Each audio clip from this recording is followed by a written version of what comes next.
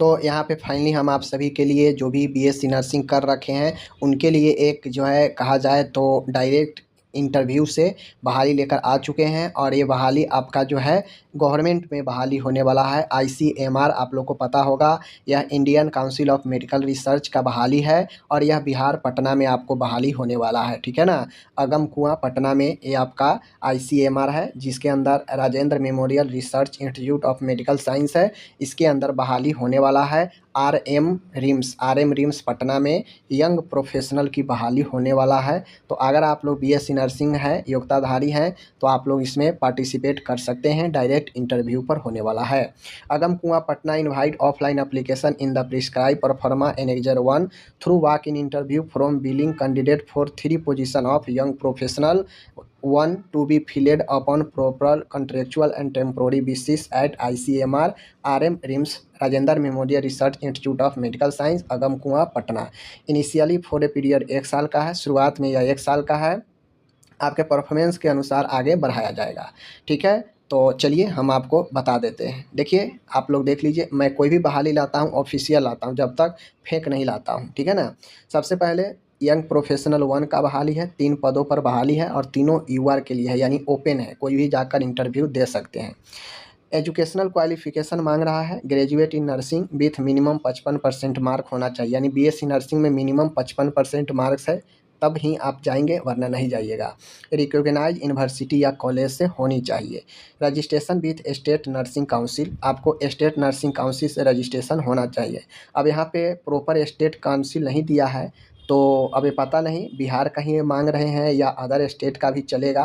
सीधा स्टेट लिखे हैं, मतलब किसी भी स्टेट का हो सकता है। अगर बीएनआरसी लिखते हैं तो यहाँ पे इनको लिखना चाहिए बीएनआरसी बिहार रजिस्ट्रेशन का, इसलिए सभी स्टेट का मान्य होगा, क्योंकि यह केंद्र सरकार का संस्थान है, तो आपको ध्यान रखना है। अब जो वॉक इन इंटरव्यू होने वाला है, मैक्सिमम 35 साल तक आप जा सकते हैं, दे सकते हैं, और आपको सैलरी मिलेगा 30,000 मिलेगा per month. House rent HR नहीं मिलेगा, समझ गए। 30,000 आपको कंसिलेटेड पेमेंट होगा। ग्रेजुएट इन नर्सिंग है, यानी आप बीएससी नर्सिंग आप जा सकते हैं, पोस्ट बेसिक बीएससी नर्सिंग भी जा सकते हैं, ये भी आपका एक बैचलर ही होता है। तो दोनों लोग आप जा सकते हैं, इंटरव्यू दे सकते हैं। और तो लोग कहेंगे जीएनएम जाएंगे, तो नहीं, यहाँ पर लिख दिया है ग्रेजुएट इन नर्सिंग, तो आप जीएनएम वाले नहीं जा सकते हैं, ठीक है। ये हो गया आपका स्कोप क्या होगा। तो आपको डायरेक्ट पेशेंट केयर प्रोवाइड कराना पड़ेगा, मेडिकेशन देना पड़ेगा, मॉनिटर वाइटल साइन, सारा चीज़ जो है एक पेशेंट को जो होता है रिकॉर्ड वगैरह ये सब करना पड़ेगा।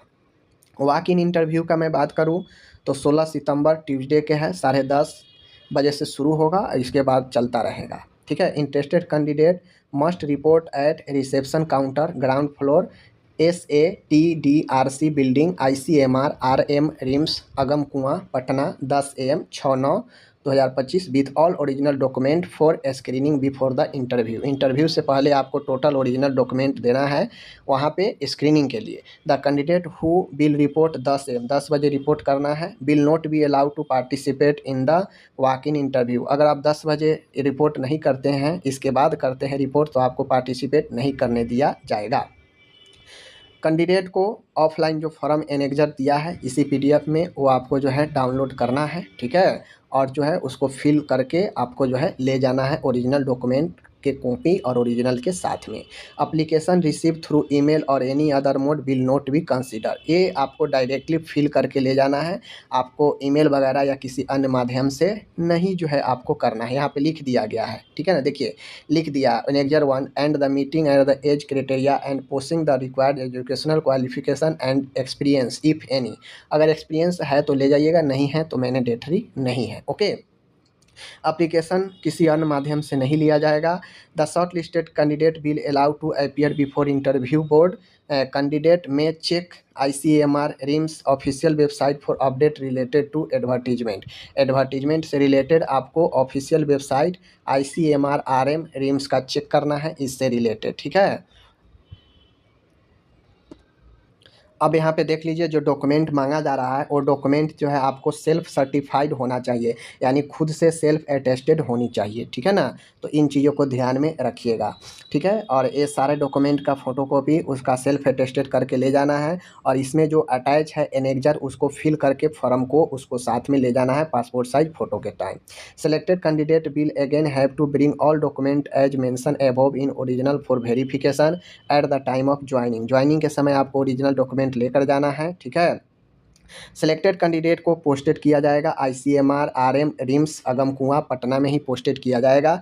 इन बातें को ध्यान में रखना है। पीरियड ऑफ एंगेजमेंट पहले 1 साल का है और उसके बाद आपके परफॉर्मेंस के हिसाब से एक्सटेंड किया जाएगा आगे की तरफ, ठीक है। और आपको जो है द मैक्सिमम ड्यूरेशन जो होगा ज़्यादा से ज़्यादा 3 साल तक आपको रखा जा सकता है इस पोस्ट पर, यंग प्रोफेशनल 1 के पोस्ट पर, ठीक है। तो ये चीज़ें हैं। अब यहाँ पे दिया है TADA bill administered for undertaking domestic tour for official work as under young professional 1.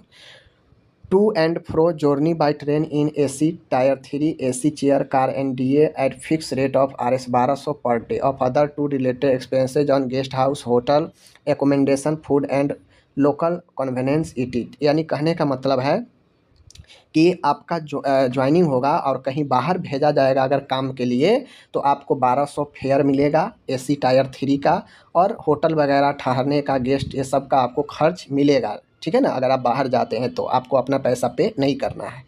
Attendance and working 9:30 से लेकर 6 बजे तक आपको काम करना है, ठीक है। यहाँ पे ध्यान दीजिएगा।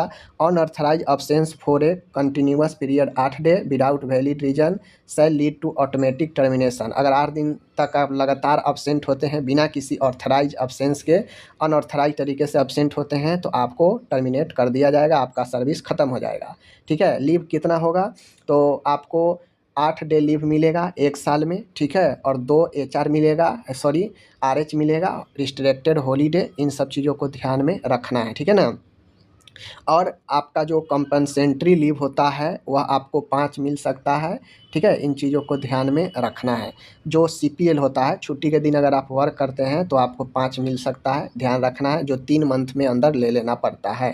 तो ये सारा चीज़ है, अगर आप चाहें तो जा सकते हैं, दे सकते हैं, ठीक है ना।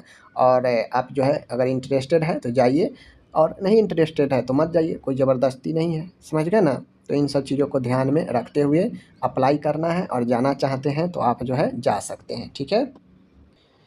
कुल मिला के यही कहा जाए कि अगर आपका जॉब गवर्नमेंट में नहीं लगा है और आप जॉब के तलाश में है, या यूँ कहा जाए तो प्राइवेट में काम कर रहे हैं, तो यह एक बेहतरीन जॉब है। ज़्यादा लोडिंग भी नहीं है, डे ड्यूटी करना होगा और बाहर जाने का भी मौका मिल सकता है। तो एक अच्छा जॉब है, बाहर जाएंगे तो अपने खर्च पर नहीं जाएंगे, सब आपको मिलेगा। कुल मिला के यह जॉब एक अच्छा जॉब है, केंद्र सरकार का संस्थान है, तो आपको ट्राई ज़रूर करना चाहिए। 3 पदों पर बहाली है, 3 पद है, तो जो भी 3 कैंडिडेट है उनको होगा, ठीक है ना, जाना चाहिए। बाकी मैंने आपको डिटेल्स बता दिया, आप चाहें तो इसके वेबसाइट से डाउनलोड करके फॉर्म फिल करके 16 तारीख को इसका इंटरव्यू है, आप उसमें उपस्थित हो सकते हैं, ठीक है। बाकी ये जो सारा PDF है, ये PDF मैं आपको nursingyan.com पर डाल दूंगा। nursingyan.com पर जॉब सेक्शन वाला में आपको यह मिलेगा, ठीक है। मिलते हैं अगले वीडियो में, धन्यवाद।